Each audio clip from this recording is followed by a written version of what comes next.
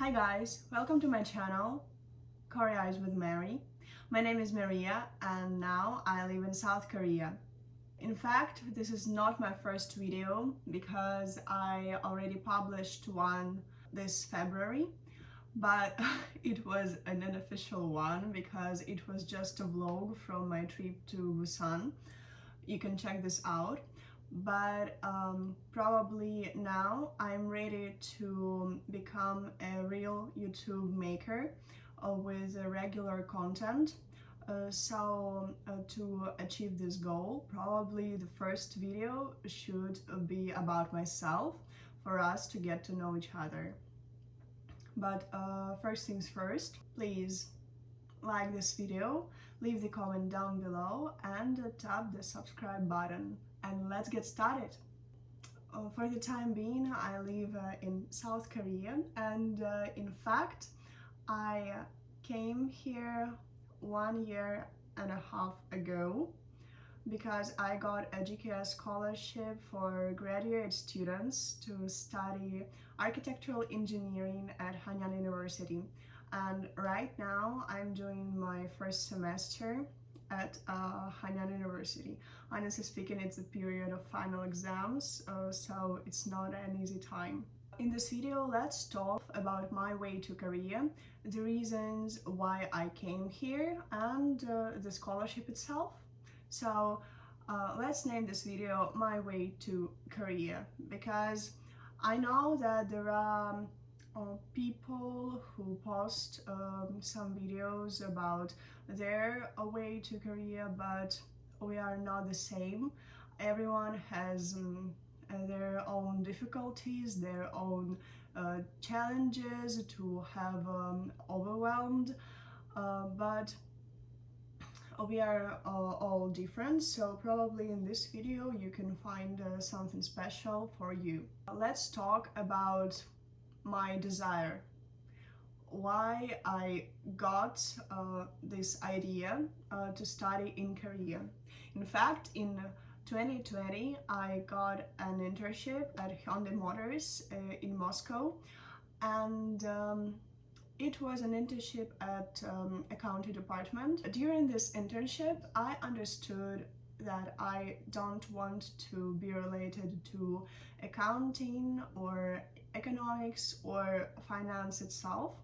During my internship, we had different educational programs about the history of Hyundai Motors and Korea. And I got interested because in 2013, I went to Korea for the first time with my grandmother, and I really like this country, but I never considered the fact that I could live here because of the language. It was so difficult for me, and honestly speaking, it still is, but it's another story. So the only barrier I had back to then was the language. But in Russia, I studied at MGIMO University, which is one of the best language universities in Russia. And I learned French from scratch. So my mother told me, if you learned a completely new foreign language, why couldn't you learn another one, like Korean? And I said, okay, why not? And I decided to give it a shot. Everything started after this internship. I got interested. I had these precious memories about my trip to Korea from 2013. And I decided to look for some ways to come here. It was the breakout of Corona virus, and it wasn't that easy to go to Korea.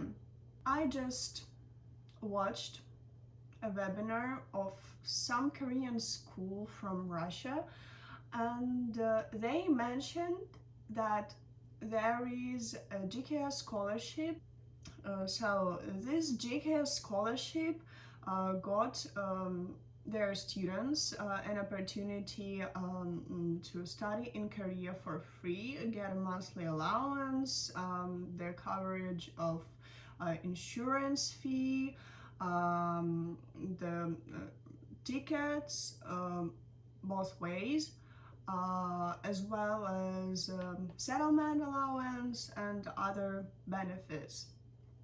And it was quite interesting, but I couldn't realize how to get the scholarship. Moreover, I had a big question about my Korean because I had no experience with this language, but I decided to try and I just started searching.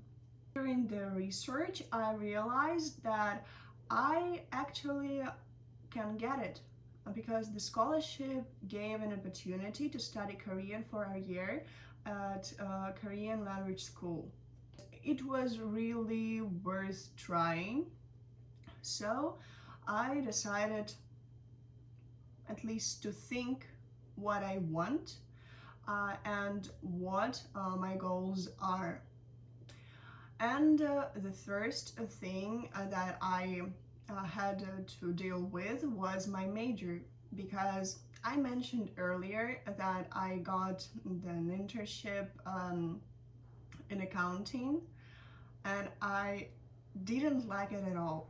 I didn't want to live for the whole life like this, and I decided to change my international economic relations major to another one, and it was a long period of research and thinking about what I really want.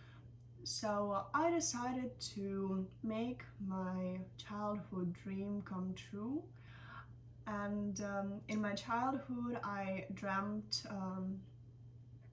to become an architect. But of course, with my background, it was nearly impossible. So I started searching again, and I found architectural engineering. And it was like best decision for me because it was on the edge of architecture and economics at the same time. So I decided to try, and when I decided on my major, I started searching for universities. Why universities? Because I applied for a GKS scholarship through embassy track, and this track gave an opportunity to choose 3 universities. I chose Hanyang University, which was my first choice, Yonsei University, which was my second choice, and Daegu University, which was my third choice. But to choose these universities, I also made a research, and I just checked different rankings, but Hanyang is one of the best technician universities in Korea, so I decided to put it in the first place. Also, the Seoul National University is considered to be the best university in Korea in the sphere of architectural engineering. But I doubted back then that it was possible for me to get accepted to Seoul National University. And afterwards I started writing my letter of purpose. It was October, yeah, because I worried so much, and I think that I did a right thing back to then, because I managed to get together all my background and make it relevant for my major, for the universities and other things that were required. But this video is not about the letter of purpose, so probably sometime later there will be another video about my personal tips about writing a letter of purpose. Also, I made a draft of a study plan detailed for each university, about which courses I wanted to take, and about my thesis. Honestly speaking, what I'm doing now has zero correlation with my thesis that I mentioned in this study plan, but whatever. As for my future plan, I just mentioned that I wanted to go back to Russia, but it's not true. It wasn't true even then, but some people said that it's an effective strategy, because this scholarship is for promoting career and for making the relationship between countries thrive. I'm not sure about it, because I have friends that mentioned that they wanted to stay in Korea after their period of study. So after making a draft of these documents, I started waiting for an official announcement and official guide from NNID about the GKS scholarship.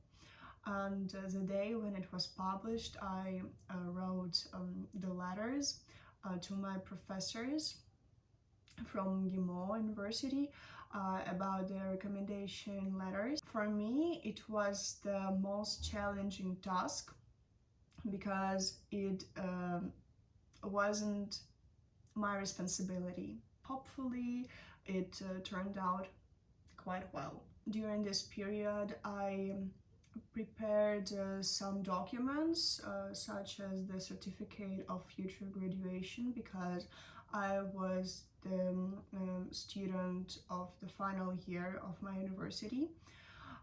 Also, it was transcript, but hopefully at XOXO there is a special Bologna process department that issues the transcript for foreign universities, so it wasn't a problem for me.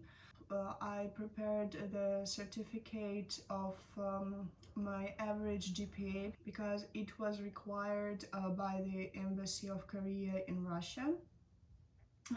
And I translated and notarized my certificate of birth to prove that my parents are not Koreans.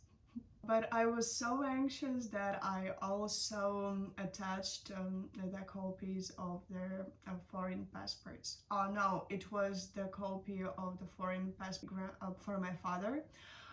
But as for my mother, I attached the translated, notarized copy of her internal Russian passport. Also, when the guide was published in February, a new letter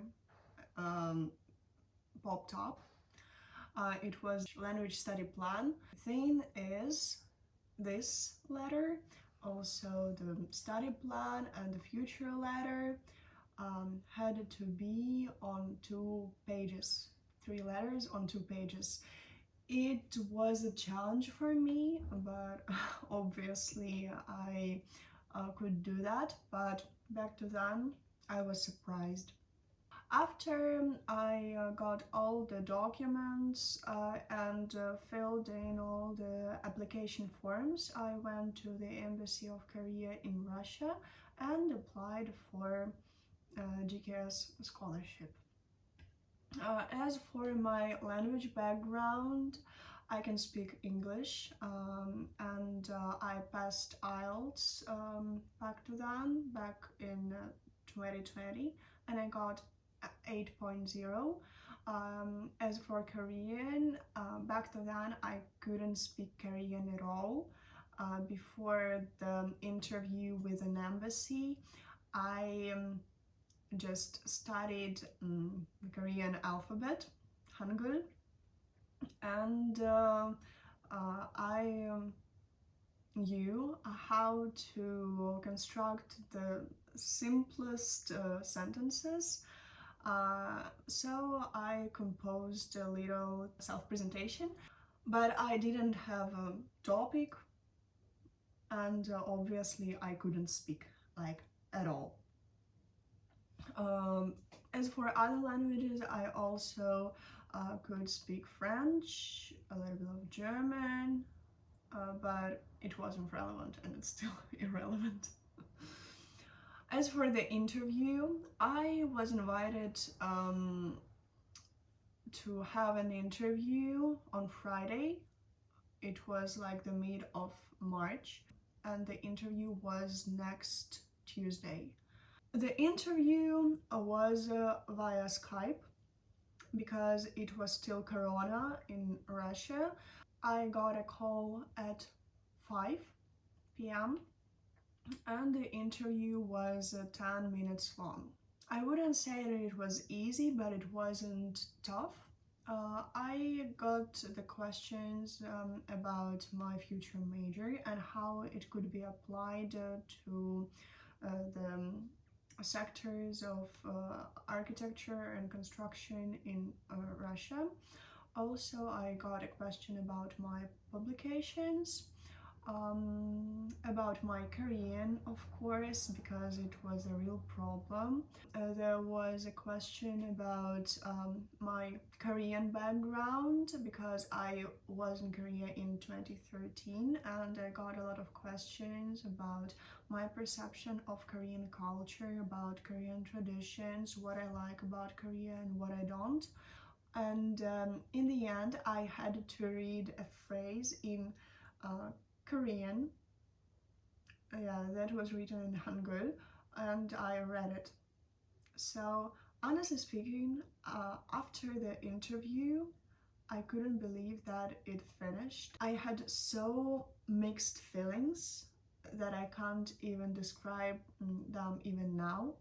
So, in a week, I got a letter that my documents were sent to an ID, and I was so happy. So after that, that was a long period of waiting, because for the whole month of April I had to wait for the response from an NID. And if they select my candidature, they would send my document to the universities that I chose in my application, and then I could get a chance to be accepted. This period of waiting was so long and so hard. I had a lot of different thoughts. In early May, they published the list of the students of embassy track who were selected by the NID. And I was on the list. I was so relieved, but I had to wait again. The documents had to be sent to the universities, and universities had to choose my candidature. And it was also hard to wait. You can't predict what it's gonna be like, because there are some situations when the student wasn't selected by any university from the list, and this is the saddest story that could happen, because you got to the final stage of this selection and you failed. It really hurts. Finally, I got a letter. First letter was from the university that I was accepted. I realized that I didn't want to study at Daegu University, but at least I had a backup plan. So whatever may happen, I'm already in Korea. That were my thoughts back to then. In a week, I got a letter from Hanyang University with the acceptance and with the invitation, and I was so happy because it was my first choice. I really wanted to study at Hanyang, despite all the nightmares about that I heard about the international office. I really wanted to study there because it is one of the best schools of engineering in Korea, and I read a lot about the professors when I wrote my study plan, and I couldn't believe that I was accepted. But there was Yonsei that left, and I got a letter from Yonsei 2 days later, and it was a rejection. Of course, I couldn't understand why, but honestly, now I am happy. Because if I had got accepted at Yonsei University, I would have to choose between the Hanyang and Yonsei, and I didn't want to do that. The destiny was like that. It didn't depend on my decisions. It was solved by everyone else, not me. Also, afterwards, I sent all the necessary documents to NNID about my choice, and also we had to take a medical examination. I also did that. I think that is the story for another video also. Wow, I have so many ideas for my content plan. The announcement of final results was in the end of June, so even after I sent all my documents to NNID in early June, I had to wait to the end of June. I think that it was the 30th of June. I saw my name on the list, and I was so happy. I called all my family, all my relatives, friends, people I knew. It was like my second birthday. Because even on birthday I couldn't get so much tears and good words, but it was the happiest day of my life, I guess. And I was so happy. But afterwards, it was not that hard like before. In July, I just had to wait when my language university contacted me. By the way, I had to undertake a year of the language course at one of the language universities, and only after I get topic 3, at least topic 3, I could be accepted, like really accepted at the university. So my language university was Daegu University. It was destiny, you know? Honestly speaking, I didn't like the organization at all about our flight because first of all, it was a long period of sending us all the documents necessary for applying for a visa. Also, it took some time for them to book the tickets for us, because the initial date of my departure was the 2nd of August, but I left on the 13th of August. The thing is that my mother wanted to see me off.